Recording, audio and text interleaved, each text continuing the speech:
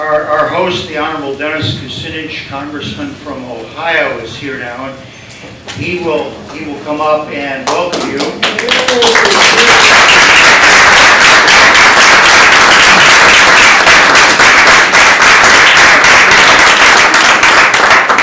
I will say a couple of things by way of introduction, having lobbied now in the 5th decade since beginning in 1970.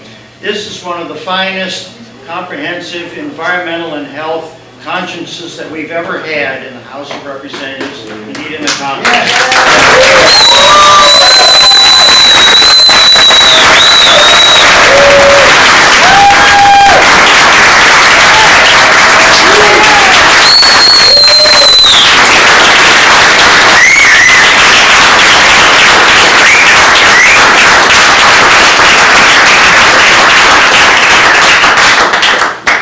Thank you very much, Brent. Thank you for agreeing to moderate. And I want to welcome all of the members of the panel.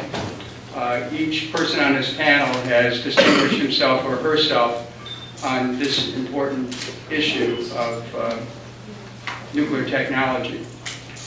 It is absolutely ironic that as you are present here, on the floor of the House of Representatives in about an hour, there is a vote expected on H.R. 5987, which is intended to create and name a new national park after the Manhattan Project. Can't make this stuff up. I didn't make this up for this occasion.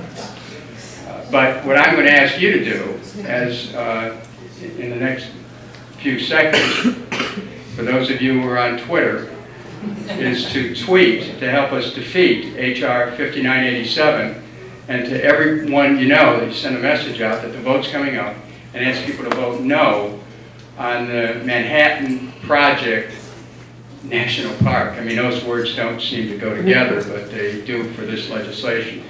But I wanted to let you know about it, because that's actually why, after I make my presentation and turn it back over to Brent, I'm going to have to go back to my office and try to see if I can get enough votes to defeat this proposition, which is only aimed at glorifying the bomb. We're here today on one of the most important times in the history of nuclear power. As the industry's proponents work hard to create a myth of a nuclear renaissance, the truth is that the industry's outlook has never been more tenuous. The fleet of existing nuclear power plants is aging, and they're approaching or are already past their useful life. Already, 73 plants across the country have received brand new 20-year licenses on their aging plants, but another 33 are in the process or will be applying for 20-year extensions. At the same time, we're starting to find problems with these existing plants. In 2002, many of you are familiar with the story that workers at the Davis-Besse nuclear power plant in northwest Ohio, while doing unrelated work, found a large corroded crater the size of a football in the reactor vessel head next to one of the nozzles. Only 3/16 of an inch of steel remained intact at the bottom. Even that began to bulge and crack. The NRC later found that the plant may have been as close as 60 days from a breach. And if it did, there would have been a major release of radioactivity. It would have jeopardized the immediate and long-term safety of millions of Americans, not to mention the single biggest source of fresh water which exists in the world, namely the Great Lakes. The Government Accountability Office later weighed in on the incident, calling it, quote, the most serious safety issue confronting the nation's commercial nuclear power industry since 3 Mile Island. The Department of Justice said that First Energy, the company that was involved, admitted that they, quote, knowingly made false representations to the Nuclear Regulatory Commission in the course of attempting to persuade the NRC that its Davis-Besse nuclear power station was safe to operate beyond December 31st, 2001. Why would First Energy do this? It's very clear. They put profit before the safety of millions of people. The cratered reactor head was replaced. It too began to fail. First Energy reluctantly agreed to replace it with a new one instead of a slightly used one. To replace the reactor head, they had to cut into the concrete shield building. When they did that, they found cracks in the building. Lots of them. As you know, the shield building is the last line of defense in the event of a nuclear reactor meltdown because it prevents radioactivity from being released. It's also supposed to protect the reactor from external missiles, like a plane. So if it's cracked, the plant is vulnerable. We watched First Energy and the NRC's handling of the crack, suspecting they try to minimize the significance of the damage in the building. We found inconsistencies in the stories we were getting from First Energy, the stories the NRC was getting from First Energy, and the stories we were getting from the NRC. Now they're trying to convince us now that the cracks which surround the building are the result of a blizzard in 1978. And that the cracks aren't new or a result of the aging process. So what is First Energy and the NRC's solution to a cracked protective structure? Paint it. And I suggest whitewash as an appropriate color. I have asked for a full investigation by the NRC Inspector General because the NRC has once again shown itself to be more of a friend than an impartial regulator of the industry. Now, thanks to the pressure that we've been applying, we've heard that the problem with the cracks in the shield building may not be restricted to Davis-Besse. It may be affecting plants across the nation. If the cracks require repair, it'll be extremely expensive, even cost prohibitive. We need to continue to watch over Davis-Besse and other nuclear power plants to make sure their owners are paying attention to safety rather than profits. And I want to thank my friends at Beyond Nuclear, people like Kevin Camps, who've been doing a wonderful job at citizen oversight over Davis-Besse. Let's hear it for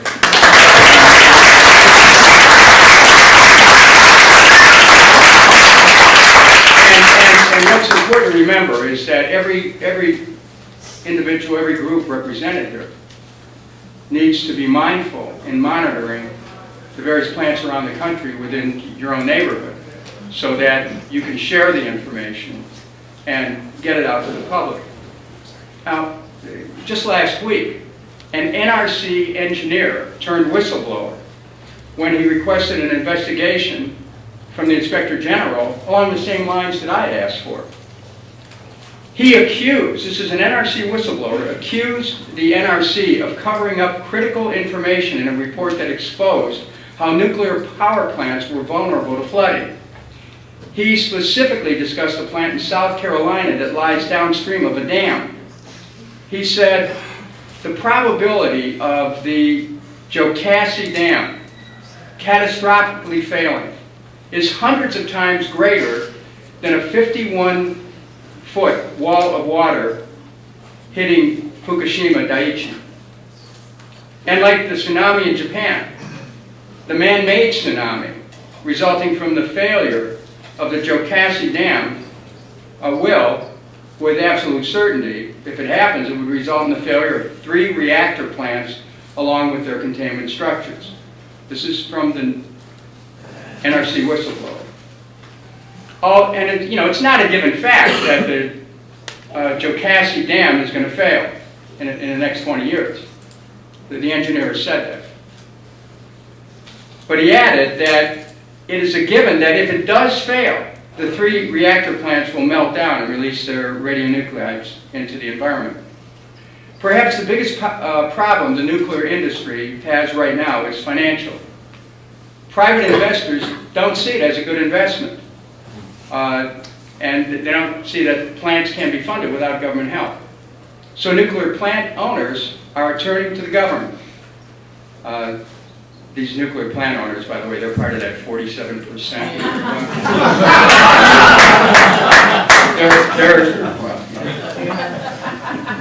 They're turning to the government to guarantee the private loans if the investment goes bad. And we're talking about tens of billions of dollars here. One plant alone would need a guarantee in the neighborhood of $8 billion. And there's a bipartisan objection to such massive subsidies.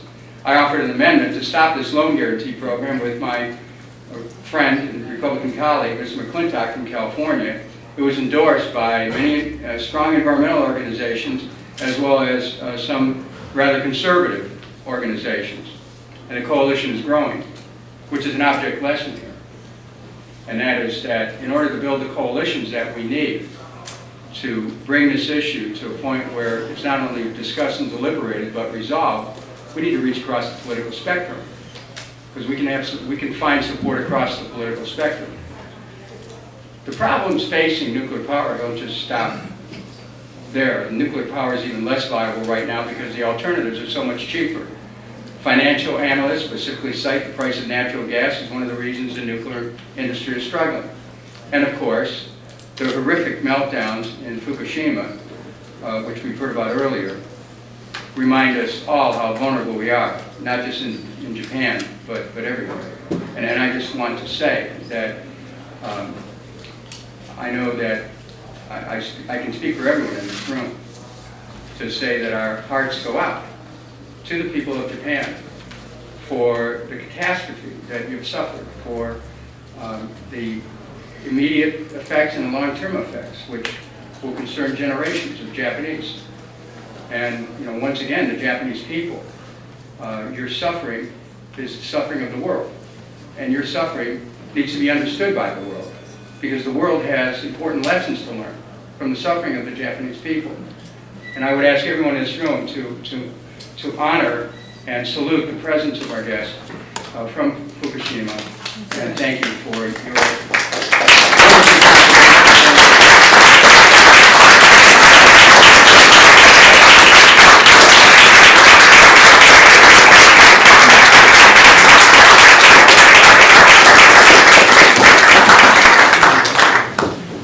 The facts are clearly in our favor. Nuclear power should be allowed to fail as an energy source. Unfortunately, facts aren't enough, particularly in this town.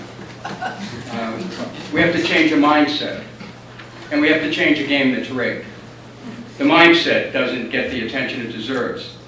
I spent several hours on the floor of the House yesterday trying to create the debate, which eventually resulted in stopping this new national park which glorifies the bomb. And the supporters of the bill are prepared to memorialize the Manhattan Project without properly memorializing the unprecedented destruction which it brought. You can't talk about the technology without talking about its effects. And that schism in our thinking, technology here, effects there, is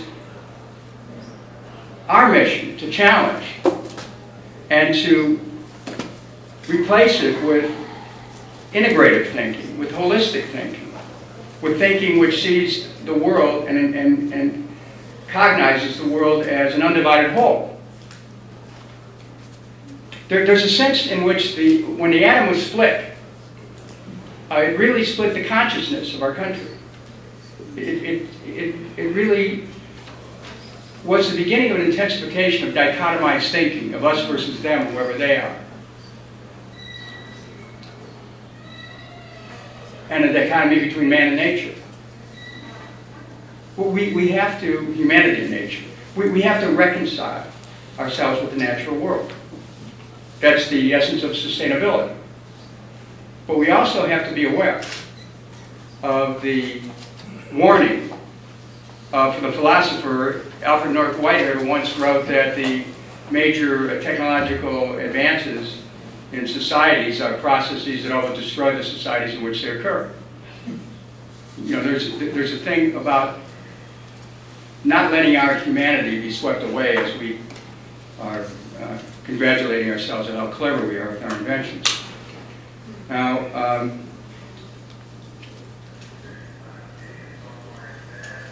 We have to change the way the game is rigged as well.